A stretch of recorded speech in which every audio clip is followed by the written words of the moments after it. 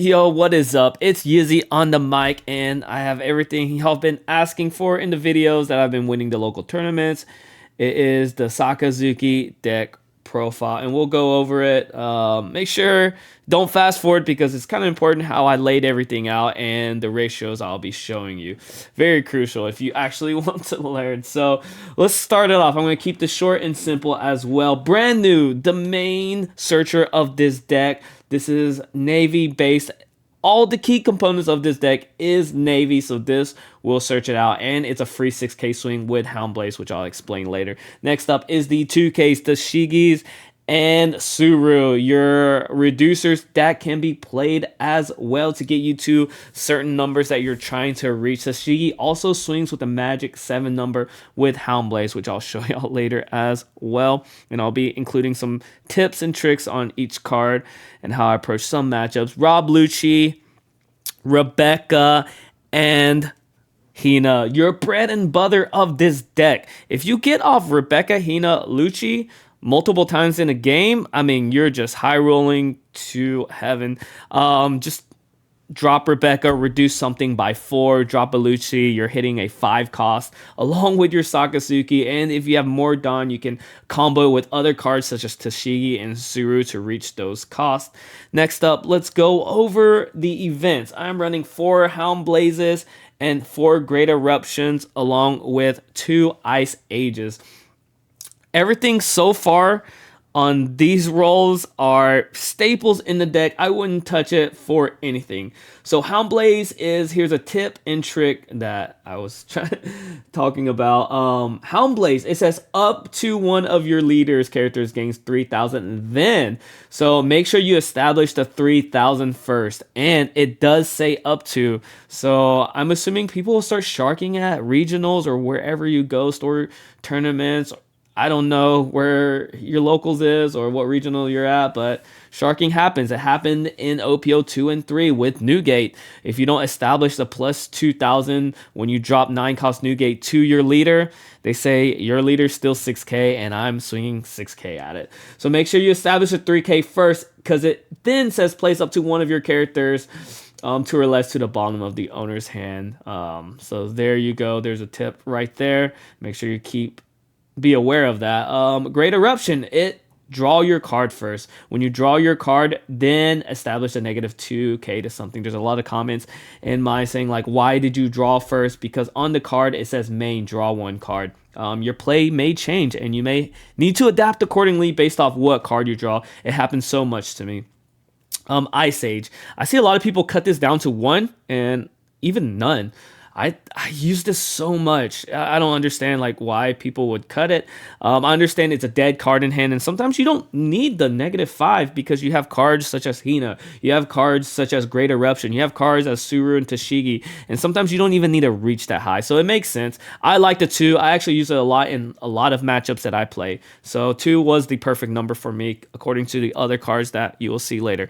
I run 4 Borsalinos and 1 Sabo as my blocker package along with Rebecca. I was playing around with ratios with 2 Sabos and 3 Borsalinos, but I saw myself really needing Borsalino a lot, especially in the Enel matchup. If you go second, dropping Borsalino and not giving them a target against their Gadatsu if they want to starve you or kind of play that game where they can keep that 4 costs and delete Rob Lucci's and Rebecca's and Hina's. They can't do it with Borsalino, and it allows them an opportunity to misplay. If you don't know, I think that the person, like, we can't play perfect in every game, but the person that misplays the most usually loses. So there's that. Next up, 1 Sabo. This is kind of a closer in the game. I like to drop it towards like when I know I'm setting up lethal in the next 1 or 2 turns because they can't KO anything. You have cards such as, like I said, Yellow, which is our hardest matchup. They love dropping Gadatsus or Thunderbolts, and that just ruins their lethal when you drop that. Timing up, they're done. Make sure you're paying attention to what kind of moves and adapt accordingly. So next up, we have 3 Hinas. I run more of a wide base deck. That's how this deck is played. I kind of go wide on board. So people that want to play the wide variant, not the tall variant, will end up playing 3 ultis or Oh, my blue. 3 ultis or 3 blue Hinas? I prioritize the Hina. I like the Hina better than the ultis. Ulti's very strong. It's basically another Hound Blaze because same thing, 3/4 cost. 3/4 cost.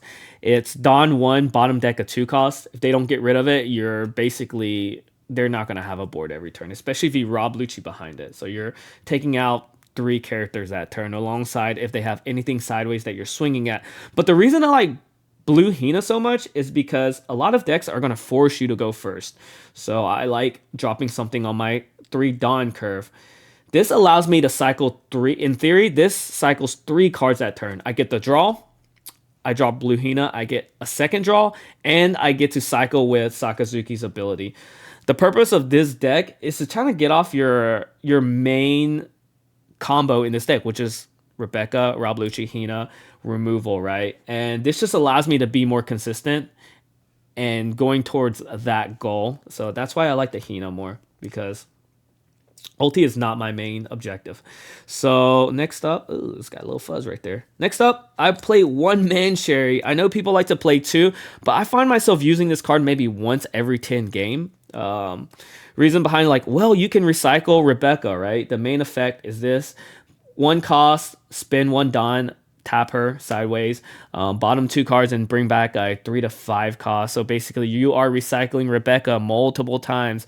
But I find myself needing that 2 Dawn just to set up my lethal turn based off what cards are in my hand. So she's more like a last minute, maybe win more or last hope. So I don't see her using that much. So I put her down to 1 to kind of increase the cards of these 2 cards, which you'll see in a second. Borsalino. This just, people like to make you go first. If you go first on 7 Dawn, you're bottom decking a 5 cost in combo with Sakazuki. And that tempo swing is just is broken to me. It's just so good. You keep your tempo and velocity. 2 Kaidos. 2 Kaidos. I used to run 0 Kaidos, but the more I play this card, it's so crucial to decks that like to starve you. A lot of decks are adapting that starve playstyle, and it's pretty demoralizing when some games, if they play it right, I had 6 life. Sakazuki had 6 life, and they got to a threshold where I'm just playing off of 2 to 3 cards every turn. And Sakazuki can combo off 2 to 3 cards. That's why I like to usually take my first life. But when they do that, they're like dropping Gadatsus, dropping Katakuris, and they're just not swinging. And then just dropping 2 Yamatos. I mean, sometimes they even KO my Borsalino when I drop it. So this just hard counters that playstyle. They're going to starve me, let me keep my life, I'm going to drop Kaido. So I had to play it because people play that way. And the last 2 is Kuzan. People kind of hate this card. Yes, I had to do the alt art and the trophy card. I won, but this card is good. This card is good. I hate dropping it down to 2, but it used to be 3 Kuzans. There you go. It used to be 3 Kuzans and 1 Kaido. But with that new playstyle, not a new playstyle, but with the Western playstyle, adapting it from the Eastern, because there's 2 ways to play a mill. There's aggro variant and there's the star variant. And those 2 playstyles are strong, and Sakazuki's weakest matchup is yellow. So anyways, back to the Kuzan talk. Sorry, I'm going on a rant. Kuzan, it's 4 costs. Yes, it gets removed. People have a lot of answers towards Kuzan, whether it would be Thunderbolt or Gadatsu on turn 3, or I don't know, Gundam Jet Pistol, any type of removal. It's just so easy to remove Kuzan, a 4/5 cost. But my theory is, or the point I'm making is, they have to spend resources for this, which is less resources for your end game. And so if this sticks on board, you're running away with the game, no matter like who you're playing. You're running away with the game with Kuzan if they don't get rid of it. So 2's fine by me. Again, if I really want to see it and I don't see a 4 cost, I can play brand new, a searchable off brand new. But the only thing I would mess around with is go back to 1 Kaido, because I don't think the East is really doing the starving. Everybody wants to play the Shuras in there now and the Holly Ohm combo. So everybody's adapting the aggro playstyle. So Kaido is just kind of a dead card at that point. But for people that want to play the starve method, that's what I have it for, and I don't want to lose to that. So there's a lot of things that I didn't cover, but this is a deck that I've been winning very consistently with this deck at locals and multiple locals in different places. So there you go. Y'all asked for it. There it is. Make sure you join my Discord. It is the link down below. Make sure you like and subscribe. And yeah, drop a comment. Even if it's just something small, it encourages me to make videos and causes more interaction with the people that are watching my video, because I really appreciate y'all doing that and taking the time out of your day.